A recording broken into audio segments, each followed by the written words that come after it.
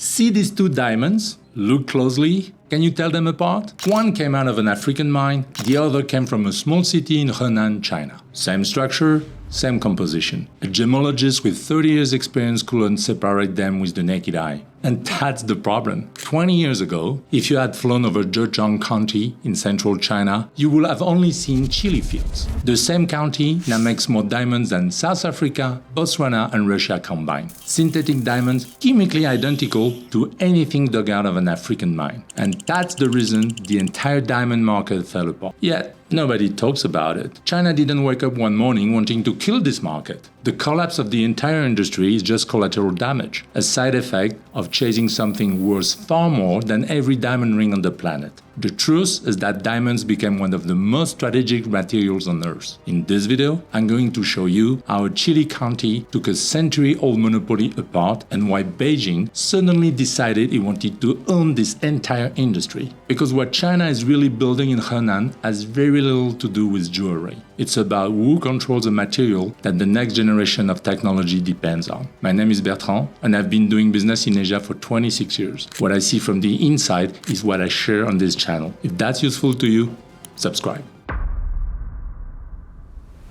In 2015, a 1-carat lab-grown diamond sold for as much as $4,000 wholesale. Today, the same stone goes for $300 to $500. That's a drop of more than 90% in 10 years, one of the fastest corrections any industrial market has ever seen. And this wasn't some niche corner of the trade moving. In 2015, lab-grown stones were 1% of global diamond sales. By 2024, they were 20%, and about half of every diamond sold in the United States that year was lab-grown, up from 12% in 2019. In the workshops, it's the same story. Antwerp and Surat, the two capitals of the diamond trade, have massively cut staff. Shops that ran flat out in 2019 have closed their doors. What happened here is structural. The market finally found the real price of a diamond, and it sits a long way below what it was for a century. Which leaves an obvious question. If a diamond can be made this cheaply, why did it ever cost so much in the first place? A price doesn't stay that high for 100 years by accident. Someone has to hold it there on purpose, and for most of the last century, one company did exactly that. De Beers was founded in 1888 by Cecil Rhodes, a British businessman who had worked out one simple thing. Control the supply of a product, and you control its price. He started buying up the South African mines one after another until he owned almost all of them. At its peak, the company held close to 90% of the world's supply of rough diamonds. Owning the mines wasn't enough on its own. Rhodes also needed to control what came out of them. De Beers kept millions of carats locked in its vaults, stones already dug up and ready to sell. He held them back on purpose so the market never got flooded. The dealers who bought from De Beers, the site holders, worked under a strict contract. Fixed quotas, price set by De Beers, and no reselling outside the approved channels. When an independent producer tried to sell around the company, De Beers will flood the market for a while and let the price fall until they gave up. For nearly a century, this cartel ran with surgical precision, but the real genius of De Beers was somewhere else.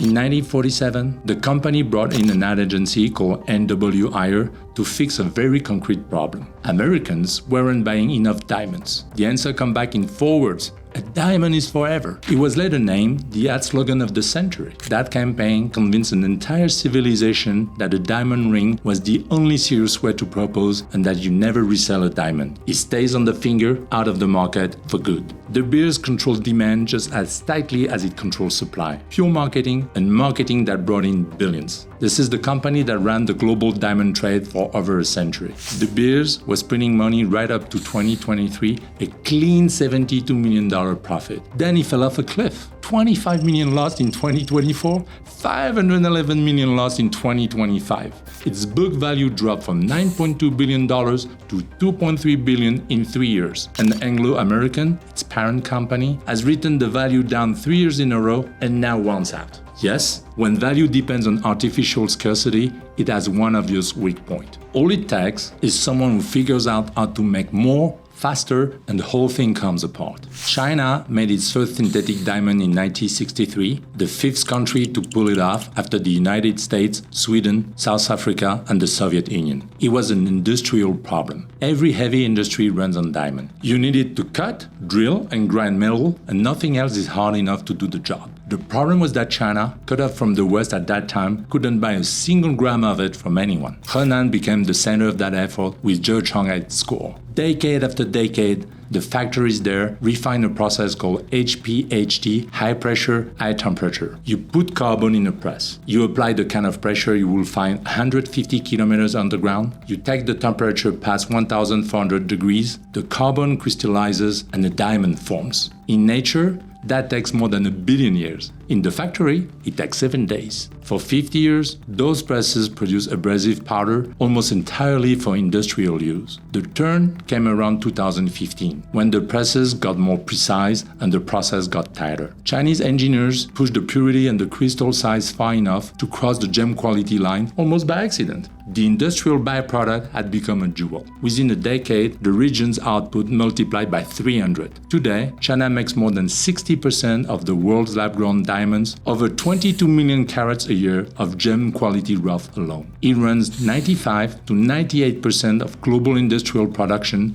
and 80% of that capacity sits in Henan. Henan for diamonds is one cluster. There are dozens more in China, each owning a slice of what the world buys. We actually map them out and put the main ones in a free guide. You can download it for free, the link is in the description. Now, hold in your head the number I just gave you. 22 million carats a year from a place that was farming chili peppers 2 decades ago. Nobody builds that kind of capacity for a luxury market that's already collapsing. They build it because the stone does something else entirely. A diamond is one of the best heat conductors that exists, 5 times better than copper, 13 times better than silicon. For a chip that heats up under load, that's the difference between holding its speed and cooking itself. Synthetic diamond heat spreaders let chips run faster and longer without overheating. And they're already inside. Power semiconductors, radar system, and some sensors. Quantum computing runs on the same logic. There's another side to this. A diamond with the right atomic flow becomes one of the most sensitive magnetic sensors ever built. It's reacting to fields far too weak for normal instruments to catch. That's why it's showing up in quantum sensing, from brain imaging to detecting objects that don't want to be found. For this exact reason, synthetic diamonds are present inside high-precision military laser systems. That's the backdrop for the decree Beijing put out in October 2025. It classified industrial synthetic diamond as a strategic resource, the same status as rare earths. Exporting the raw material or the equipment to make it now needs a government license. What matters is that the United States, Europe, and Japan can't build the same industrial capacity. 20 years of HPHT presses and decades of industrial know-how piling up in one country in Henan were never about replacing De Beers. The jewelry market was just collateral damage. It was never the target. And once you make almost all of something the world needs, you stop taking the price the market gives you. You set it. And that's exactly what Henan started doing.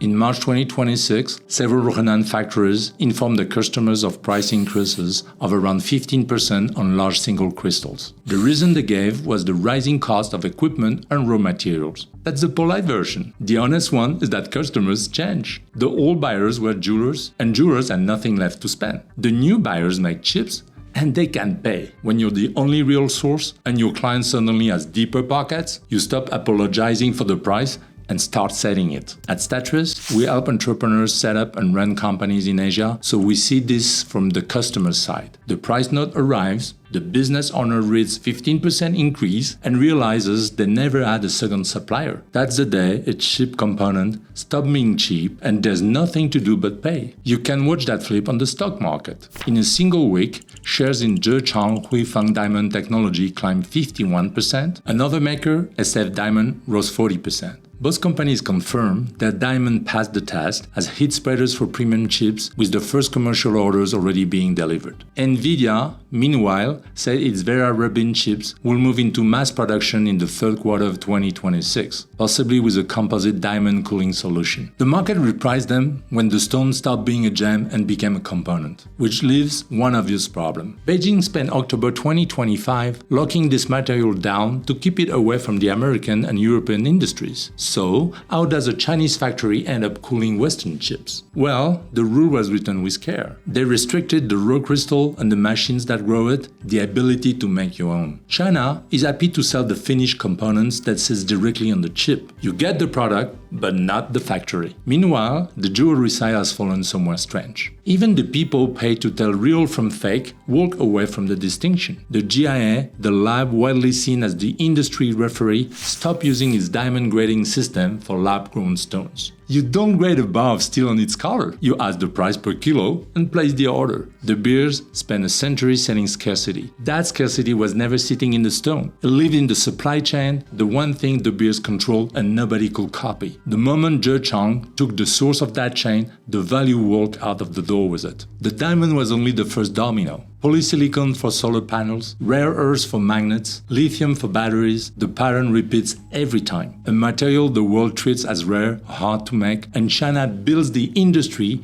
to turn it out at a scale nobody else can touch. China's latest 5-year plan, approved in March 2026, identifies new materials as one of the country's strategic priorities. It's right next to advanced semiconductors, quantum, and biomanufacturing. Synthetic diamond ticks every box, and it won't be the last. What happened in Zhejiang can happen again somewhere else on a material nobody's watching yet. I've spent 26 years watching these moves happen in Asia, and I put what I see here before it reaches the Western press. If that's useful to you, subscribe. If you run a business and you're sure you can't be copied or matched, this is the moment to check who in Henan or anywhere else is already working on exactly that. See you in the next video.